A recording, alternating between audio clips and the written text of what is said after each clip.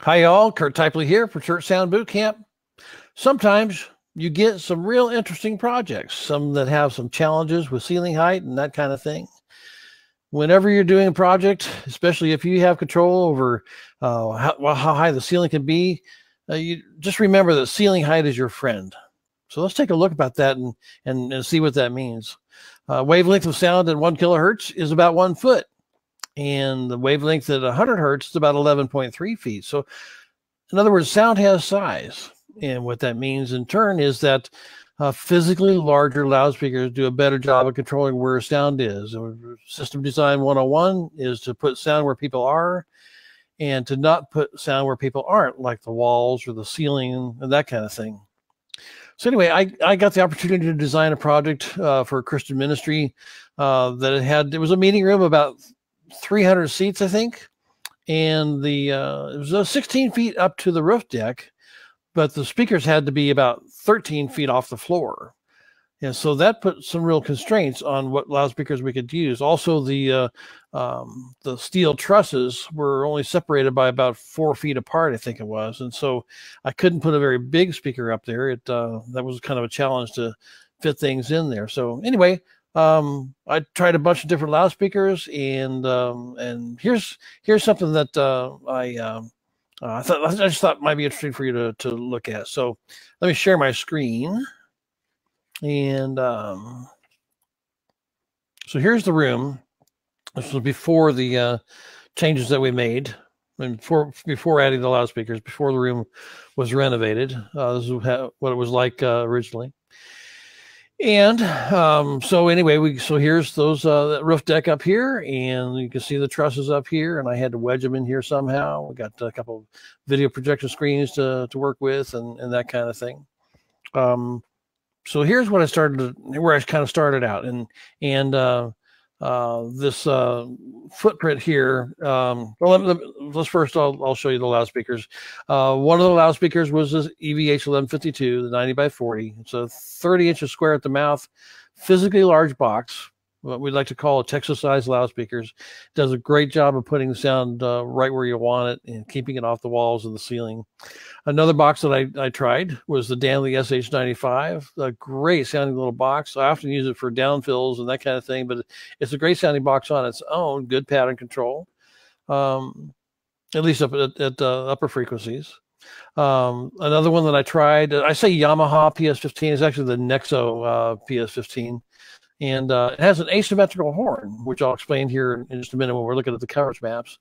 And then I also tried the Rankin Science TRX 121, the trapezoid version, another favorite loudspeaker of mine that I've used in a number of projects. Sounds great. Anyway, so I did a quick model of what these would look like, just for comparison's sake. This is not actually the footprint of that room that we were just looking at. It was just a model to maybe, this is probably like half the size of that.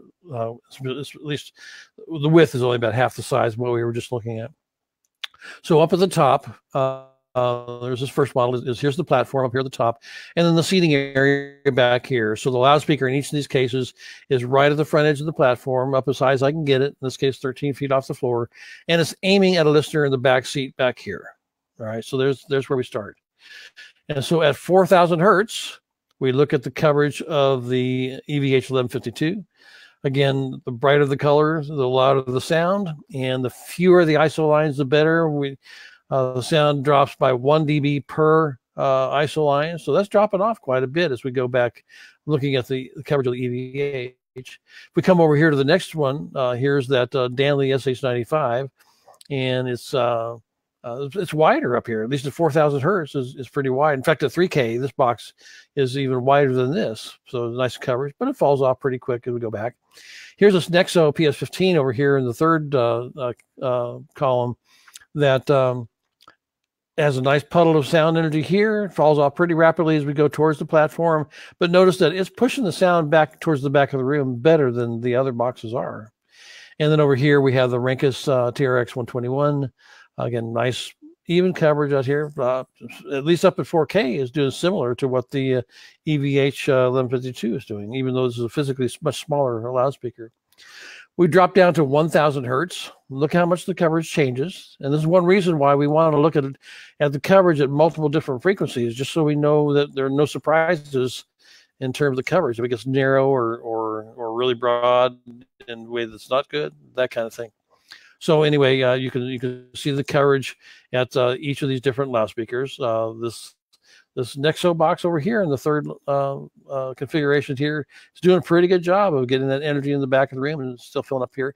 We're not happy with this coverage down here because people down here are not going to be able to hear very well. But anyway, so you see the coverage at 1K.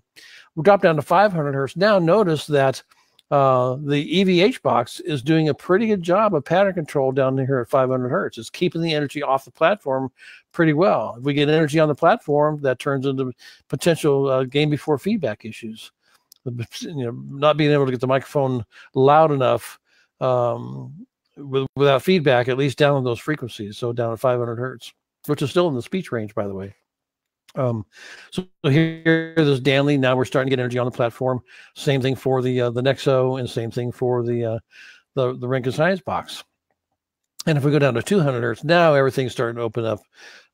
Even down here at 200, the EVH box is starting to open up. So we're getting more energy on the platform, and quite a bit here on these other boxes. Now we could calm it down. We can turn it down at those frequencies with the equalizer, but it's a something to deal with.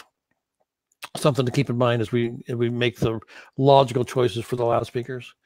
Now, I mentioned that height is your friend. Ceiling height is your friend. So I took just the EVH 1152, this 90 by 40 box at 4,000 hertz, and I did the same kind of seating area, and I placed the loudspeaker at 14 feet off the floor, so it was right above the front edge of the platform, aiming at a listener in the back row of the seating area.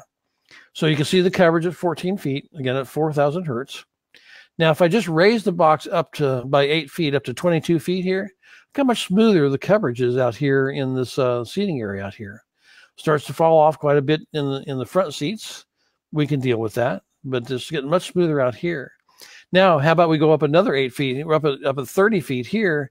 Look how much smoother the coverage is in this area right here. Now, we don't have good coverage down here in the front seats, but that's okay. I can deal with that. I can add a downfill speaker, a small speaker aimed real steeply to light up those front seats and take care of that just fine. I'm always adamant in my designs that those sitting down in front need to hear just as well as the folks back in the room. And sometimes that's a challenge, but a downfill speaker goes a long way of making sure that happens. So anyway, ceiling height is your friend anytime you go there. So anyway, there's a little nugget of information that I thought you might find helpful. If you're dealing with a small church in a low ceiling height, there's your penalty. That low ceiling is causing you grief, and there's not a lot you can do about that. So, hope this was helpful. If you think of others that would enjoy seeing this, please feel free to share it with them. For now, this is Kurt Typley for Church Sound Boot Camp. We'll see you soon. Thanks for now.